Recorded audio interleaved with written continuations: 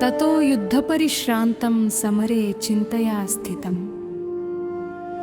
रावणं चाग्रतो दृष्ट्वा युद्धाय समुपस्थितम् दैवतैश्च समागम्य द्रष्टुमभ्यागतो रणम् उपगम्याब्रवीद्राममगस्त्यो भगवान् ऋषिः राम राम महाबाहो शृणु गुह्यं सनातनम्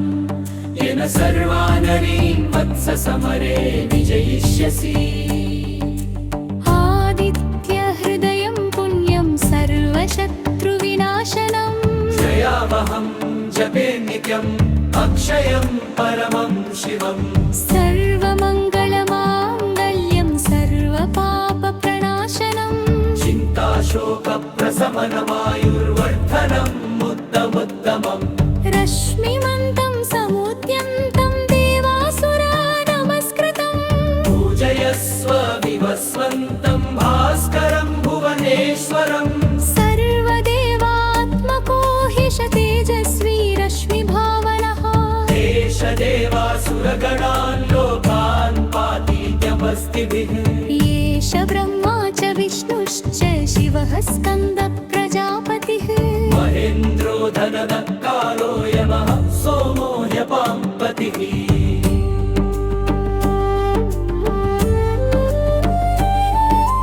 पितरो वसवः साध्याश्विनौ मरुतो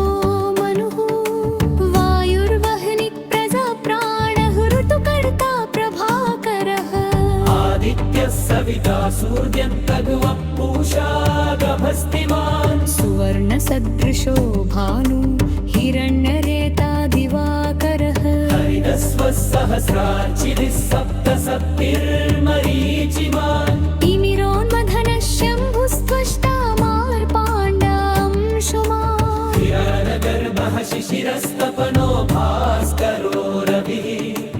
अग्निगर्भोऽदितेऽहुप्रः शङ्कः शिशिरनाशनः व्योमनाथस्तमो भेदी रुद्यजुषामपारद घनवृष्टिरपां मित्रो विन्धवीथि पल्वङ्गमः आतपी मण्डली मृत्यु पिङ्गळ सर्वतापनः कविर्विश्वो महातेजा रक्तः सर्वभवोद्भवः नक्षत्रग्रहताराणामधिपो विश्वभावनः तेजसामपि तेजस्वी द्वादशात्मा नमोऽस्तु ते पूर्वाय गिरये पश्चिमाय द्रये नमः ज्योतिर्गणानां पतये दीनाधिपतये नमः जयाय जयभद्राय हरयश्वाय नमो नमः नमो नमः सहस्रांशो आदित्याय नमो नमः नमो उग्राय वीराय सारङ्गाय नमो नमः नमः पद्मप्रबोधाय मार्ताण्डाय नमो नमः ब्रह्मेशानच्युतेशाय सूर्यायादित्यवर्चसे भास्वते सर्वभक्षाय रौद्राय वपुषे नमः विभक्ताय निमग्नाय शत्रुत्यायामितात्मने कृतघ्नुत्नाय देवाय ज्योतिषां पतये नमः तप्तचामीकलाभाय वह्नये विश्वकर्मणे नमस्तमो विनिघ्नाय रुचये लोकसाक्षिणे नाशयत्येष वैभूतं तदेव सृजति प्रभुः आयत्येष तपत्येष वर्षत्येष गभस्तिभिः एष सुप्तेषु जागरति भूतेषु परिनिष्ठितः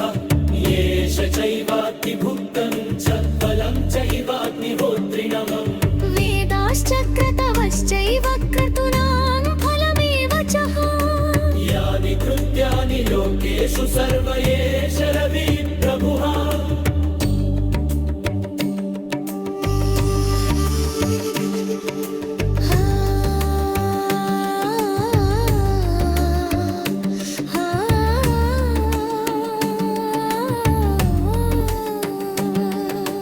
वेदाश्च प्रथमश्चैव क्रतूनां फलमेव च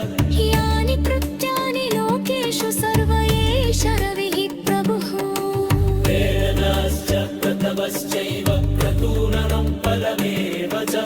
यानि कृत्यानि लोकेषु सर्व एष रविः प्रभुः